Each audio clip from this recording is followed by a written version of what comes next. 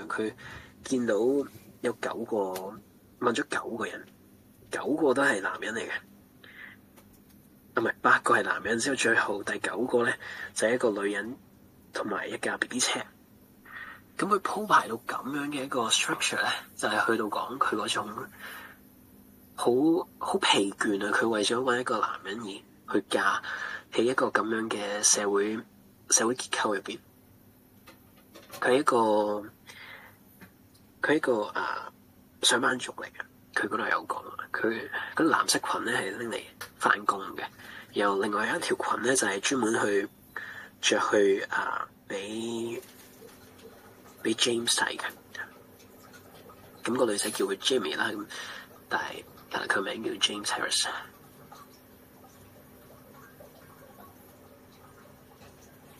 係啦，呢個題外話啦。總之一陣會講埋嗰個 structure 嗰個，但係係啦。In case 咧，你覺得點解會要去到有咁多個角色咧？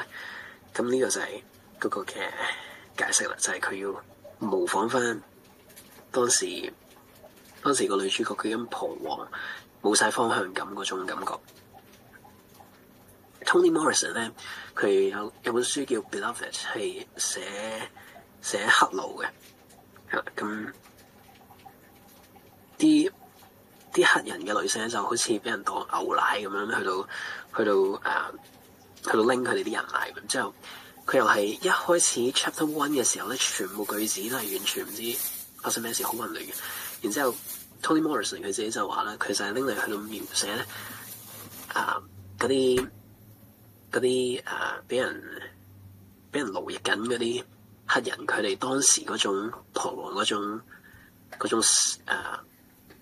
種冇晒方向感嗰種感覺，佢就係想讀者去到 feel 嗰種感覺。咁所以喺呢度咧，點解有咁多角色會出現就係咁解，就絕對唔係話佢唔夠字數，所以要夾硬寫啲 characters 入去。